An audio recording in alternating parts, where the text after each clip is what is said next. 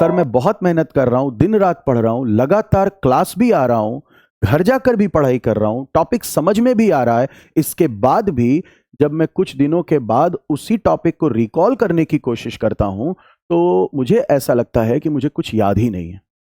UPSC aspirants के लिए यह सबसे बड़ी समस्या है, because the UPSC syllabus is so vast, and it is not just vast, it is ever changing, and it is also very diverse. You have to take up history, geography, polity, economy, science and technology, and even the CSAT. और इन सब subjects में जो रोज रोज current affairs चल रहा है, रोज Indian express, the Hindu में news आ रही हैं, उन सब को भी आपको रिटेन करना है। अब हम यूपीएससी की तैयारी का डिसीजन तो ले लेते हैं, पर हम कई बार यह भी नहीं जानते कि हम एक्चुअल में करने क्या जा रहे हैं। तो सिलेबस वास्ट है, डाइवर्स है और बहुत ही अधिक डायनेमिक है।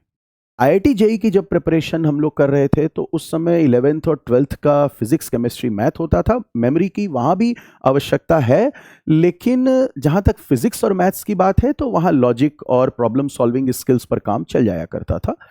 थोड़ा ऑर्गेनिक केमिस्ट्री और इन टॉपिक्स में जरूर मेमोरी की आवश्यकता होती थी। बट यूपीएससी एग्जाम थोड़ा अलग एग्जाम है। आप ऐसा भी देखेंगे कि जो यूपीएससी कोचिंग्स में पढ़ाने वाले टीचर्स हैं, उनमें भी आप देखेंगे कि कई टीचर्स फाइल लेके आते हैं, टैबलेट लेके आते हैं, लैपटॉप लेके आते हैं, और या कई टीचर्स पीपीटी बनवाकर पहले से रखे हुए हैं। इसका मतलब है कि जिस समस्या से यूपीएससी एस्पिरेंट जूझ रहा है उसे बात भूल जाती है, उसी समस्या से यूपीएससी टीचर भी जूझ रहा है, और वो भी वह टीचर जो 10, 12 या इससे अधिक वर्षों से सेम ही सब्जेक्ट पढ़ा रहे हैं। इसका मतलब है कहीं ना कहीं कुछ तो मिसिंग है। टीचर्स के लिए एक बार फिर भी आप कह सकते हैं कि एक तो उनकी एज हो गई है, दूसरी बात यह है कि वो एक एक्स्ट्रा केयर करते हैं, क्योंकि अगर उनके द्वारा कोई एक बात गलत मुंह से निकल गई तो वो एक वाइडर रिपरकशन होगा, आप लोगों का नुकसान हो सकता है। दूसरी बात जो एस्पिरेंट के लिए और दिक्कत भरी है कि जहां टीचर को केवल एक सब्जेक्ट याद करना है, वहीं एस्पिरेंट्स के लिए तो ढेर सारे सब्जेक्ट्स हैं। तो आइए, अगर आप भी इस तरह की समस्या से जूझ रहे हैं तो समझने का प्रयास करें कि यह समस्या आती क्यों है और इसका समाधान क्या है। तो 19th सेंचुरी के एंड में एक जर्मन साइकोलॉजिस्ट हुए जिनका नाम हर्मन एबेनहॉस है।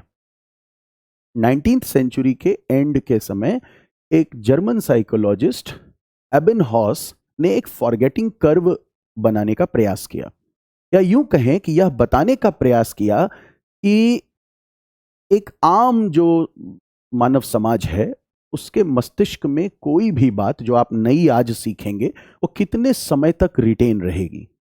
इस कर्व के अनुसार अगर आप देखें तो लगभग 60% आपकी बात, देखिए 100%, मान लीजिए आज आपने क्लास अटेंड की सुबह 8 बजे, उस समय जो आपने टॉपिक समझा, जिस लेवल की अंडरस्टैंडिंग हुई, जिस लेवल का टॉपिक आपको याद हुआ, उसको अगर हम 100 यूनिट कर लें तो लगभग एक दिन के अंदर ही आप देखोगे तो 60 to 50% ड्रॉप हो जाएगा। ये वन डे है, एक दिन में ही बहुत तेज 60-50% का ड्रॉप हो जाएगा।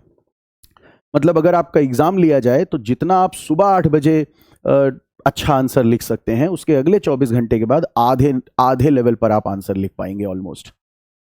थोड़ा दिन और बीते, 1 से 2 दिन हो जाए तो यह 40% से नीचे आ चुका है।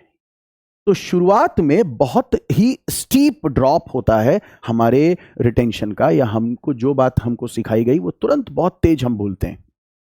3 दिन आते आते अगर आप इस फॉरगेटिंग कर्व को देखें तो बहुत से बहुत 20-25% का कंटेंट आपके पास रह जाएगा, यानी आप 1/4, 1/5 हिस्से को ही रिटेन कर पाते हैं 3 दिन के अंदर। एक हफ्ता आते आते आप लगभग 10% कंटेंट पर आ चुके हैं।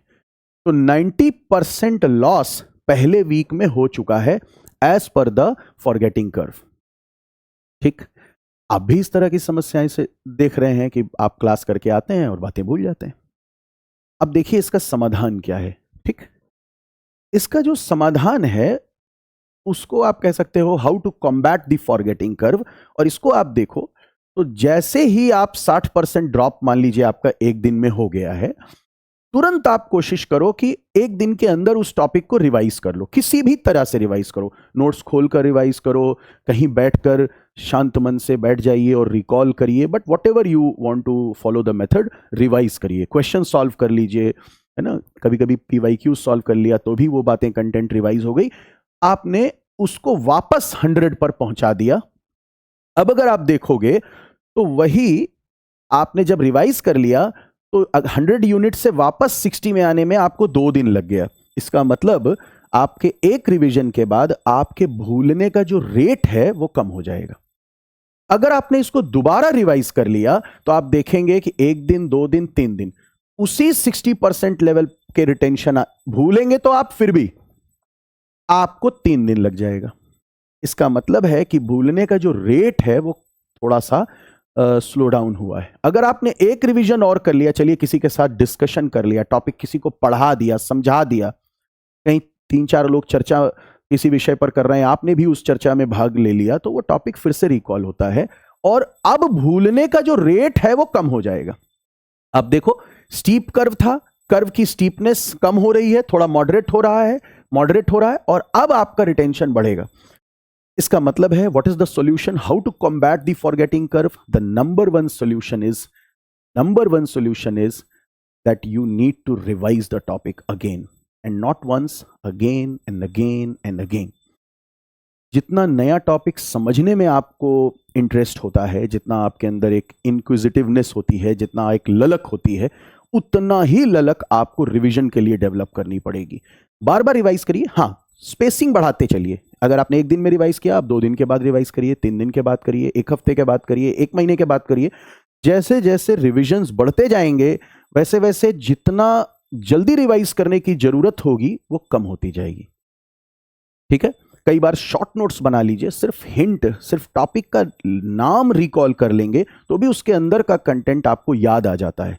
लेकिन अगर आप उस टॉपिक को 2-2 महीने टच ही नहीं करेंगे, उनके सब टॉपिक्स का लिस्ट भी नहीं आप रिकॉल करेंगे, तो फिर ये हमेशा के लिए चला जाएगा, फिर आपको उतनी ही मेहनत करनी पड़ेगी। तो किसी चीज, यूपीएससी की तैयारी में किस बात सीखने से ज्यादा इंपॉर्टेंट है, उसको रिटेन करना। इस बात को एक और तरीके से हम लोग समझ सकते हैं, जैसा कि मैं क्लास में भी हमेशा बताता हूं कि देखिए, हमारा माइंड कुछ इस प्रकार का है। Every time you enter a class, every time you open a book, every time you read something, कुछ कंटेंट इनपुट होता है आपके माइंड में। पर हमारे माइंड में यहां पर एक ओपनिंग है, जो भी आप सीखेंगे वो भूल जाएगा। That is what is being learn through forgetting curve as well. अब अगर आप जाने दिए तो चला गया, और अगर आपको समझदारी है, आपने कुछ टम्बलर रख लिया, कोई बर्तन रख लिया, उसमें एक फिल्ट्रेशन होनी चाहिए कि भाई काम की चीजें ही रिटेन करें। और इसमें जो भी आप ऐसा समझो, यहां एक फिल्टर लगा लो, इसमें से काम की बातें आप रिटेन करो और उसको फिर से वापस डालो। That is what is revision. देखिए, भूलना क्यों जरूरी है? क्योंकि मान लीजिए दिन में कोई ऐसी घटना हो गई जो आपके लिए अच्छी नहीं रही, तो आपके लिए बेहतर है कि आप उसको भूल जाइए। जीवन में तमाम ऐसी घटनाएं होती रहती हैं, किसी ने आपको कुछ अपशब्द कह दिया, किसी ने आपका अपमान कर दिया, आपके ऊपर कोई संकट आ गया। अब उसको कहां तक आप अपने साथ चिपकाए रहेंगे, कब तक ढोएंगे मस्तिष्क में? तो भगवान ने कुछ इसी प्रकार की व्यवस्था की है कि जो भी बातें हों वो समय के साथ आप भूल जाओ। पर माइंड को इतना नहीं पता कि क्या चीज रिटेन करनी है, क्या चीज आपको भूल जानी है। तो ये आपका काम है कि आप उन बातों को, इसलिए मैंने कहा कि एक फिल्टर लगा लें, जो आपके काम की बातें थी, जो क्लास की बातें हैं, ऑब्वियसली वो पढ़ाई वाली बातें हैं, उसको दोबारा से इनपुट करिए। जिस दिन एग्जाम होता है उस दिन इस बात का टेस्ट होता ही नहीं है कि आपने पढ़ाई कितनी की है। एग्जाम में टेस्ट इस बात का होता है कि कितनी बातें उस समय जिस दिन आप एग्जाम दे रहे हैं रिटेन है। तो आप पढ़ते बहुत रहे और सब चला गया तो आपके पास तो ये तो खाली हो जाएगा आपका माइंड। तो एग्जाम तो ये टेस्ट करेगा ना कि आपने कितना रिटेन किया हुआ है, कहां है आपका कंटेंट। केवल यही नहीं टेस्ट करता एग्जाम, इसके साथ एग्जाम ये भी टेस्ट करता है कि आपका रिटेन तो बहुत है, लेकिन आपने कितनी प्रैक्टिस इस बात की है कि आउटपुट दे सकें एग्जामिनेशन हॉल में। तो जो लोग रिटेन भी रखते हैं, साथ ही प्रैक्टिस करते हैं, पीवाईक्यूज सॉल्व करते हैं, मेंस के क्वेश्चन सॉल्व करते हैं, प्रीलिम्स के क्वेश्चन सॉल्व करते हैं और डिसीजन मेकिंग स्किल्स को अपग्रेड करते हैं, वही रिटेन होने के बाद वही जाकर आप समझो कि अच्छा आउटपुट दे पाते हैं। तो 3 बातें ध्यान रखनी है। Number 1 is revision, number 1 is obviously input, बिना पढ़ाई के तो कुछ होना नहीं है। Then you have to revise and then finally you have to practice a lot so that examination hall में आप, अच्छा क्यों जरूरी है प्रैक्टिस? देखिए, ये अगर आउटपुट वाली पाइप है और इस पाइप में सिल्ट जमा हुआ है ना, तो वो रास्ता जहां से आंसर बाहर आ रहा है, जो रिकॉलिंग का मेथड है, जो रिकॉलिंग स्किल है, वो आपने डेवलप ही नहीं की है। ठीक, तो प्रैक्टिस करिए, इसके लिए टेस्ट सीरीज करिए, पिछले साल के क्वेश्चन सॉल्व करिए, रिवाइज बार बार करिए और कोशिश करिए कि 1-1.5 साल में इस समस्या से बाहर आ जाएं।